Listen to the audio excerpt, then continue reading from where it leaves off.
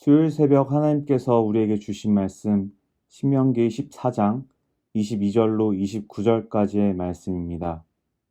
신명기 14장 22절로 29절까지의 말씀입니다. 너는 마땅히 매년 토지소산의 11조를 드릴 것이며 내 하나님 여호와 앞 곧 여호와께서 그의 이름을 두시려고 택하신 곳에서 내 곡식과 포도주와 기름의 11조를 먹으며 또 내 소와 양의 처음 난 것을 먹고 내 하나님 여호와 경외하기를 항상 배울 것이니라.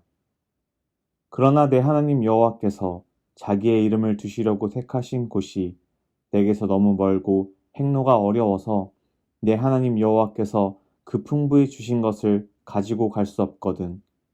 그것을 돈으로 바꾸어 그 돈을 싸가지고 내 하나님 여호와께서 택하신 곳으로 가서 내 마음에 원하는 모든 것을 그 돈으로 사되 소나 양이나 포도주나 독주 등 내 마음에 원하는 모든 것을 구하고 거기 내 하나님 여호와 앞에서 너와 내 권속이 함께 먹고 즐거워할 것이며 내 성읍에 거주하는 레위인은 너희 중에 분깃이나 기업이 없는 자이니 또한 저버리지 말지니라.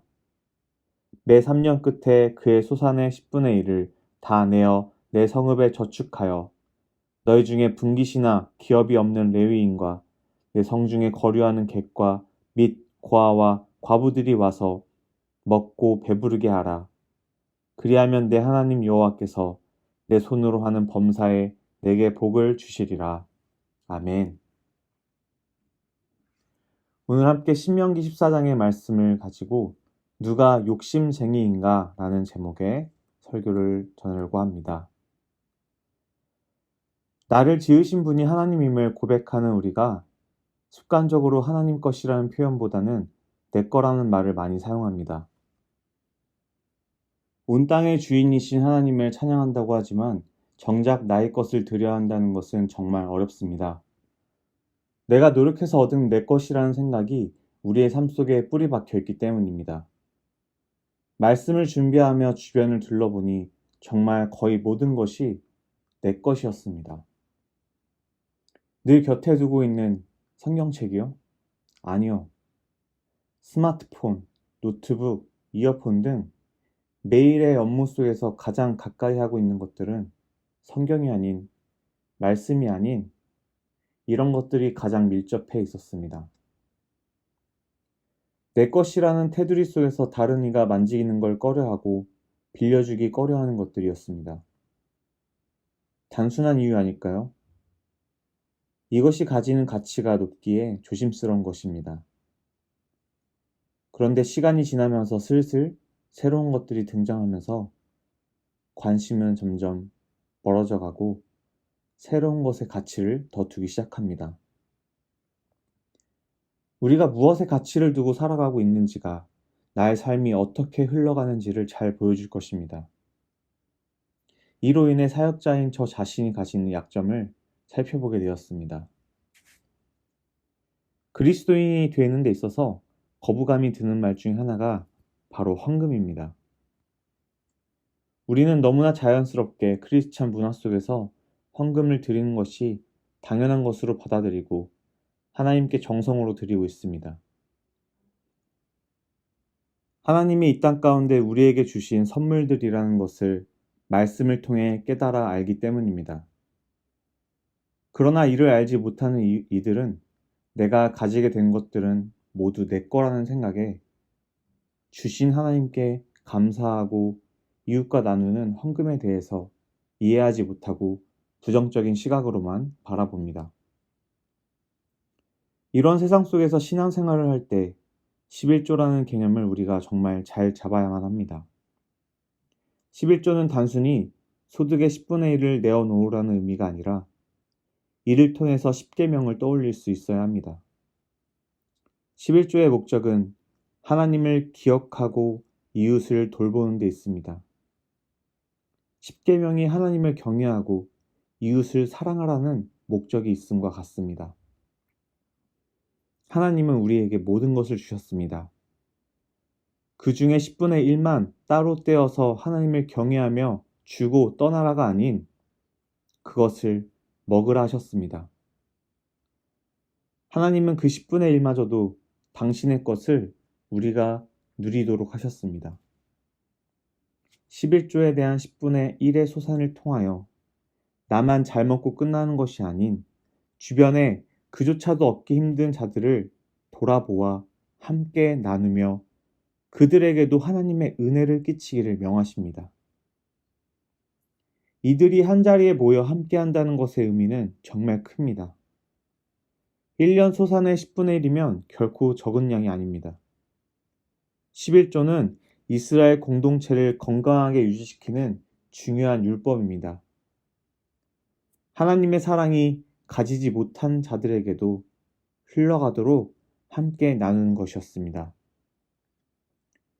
이런 자리를 통하여 자신의 가족들과 아이들이 하나님이 주신 축복을 직접 눈앞에서 누리며 바라보게 하였고 하나님이 주신 축복을 시인할 기회를 가지게 됩니다.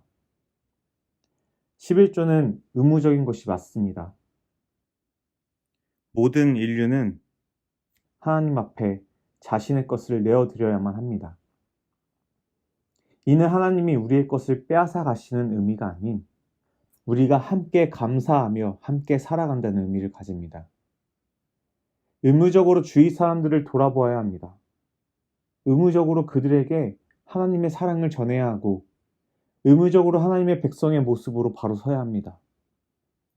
자녀들 앞에서 함께 하나님이 우리에게 이만큼의 축복을 주셨음에 감사하며 11조를 준비하셨으면 합니다. 우리에게 허락하신 모든 것에 감사하는 신앙을 보여주셨으면 합니다. 11조의 말씀을 보면서 우리는 헌금에 대한 거부감이 아닌 이를 통해서도 하나님이 우리를 생각하고 사랑하심을 느끼시길 바랍니다. 하나님은 내놓으라, 빼앗아 가시는 것이 아닌 당신께 드린 모든 것을 다 내어주시는 분이십니다. 당신의 백성 하나하나가 굳는 모습을 원하시는 것이 아니라 그들 중 아무도 소외당하지 않고 조금 더 달란트를 받은 자들에게 주신 것들과 11조를 통한 축제의 장을 열어주시는 것입니다. 이것 하나 없으면 굶어 죽을까 염려하는 것이 아닌 하나를 하나님 앞에 정성으로 드림으로 갑절의 은혜를 누리며 더욱더 채우시는 하나님을 경험하는 우리가 되기를 소망합니다. 기도하시겠습니다. 당신의 눈동자로 나를 항상 지켜봐 주시고 나를 돌보아 주신 하나님 아버지 너무나 감사합니다. 하나님 오늘 11조에 관한 말씀을 통하여서 이 11조가 그저 헌금을 강요하고 헌금을 드리라고 끝나는 것이 아닌 이 11조의 의미를 다시 한번 돌아보고 십계명을 기억하고 하나님을 사랑하며 그 사랑 가운데 우리에게 부어주시는 이웃사랑 그것들을 내가 함께 나누며 다른 이들과 함께 할 수 있음에 감사하는 삶이 될 수 있도록 도와주시옵소서.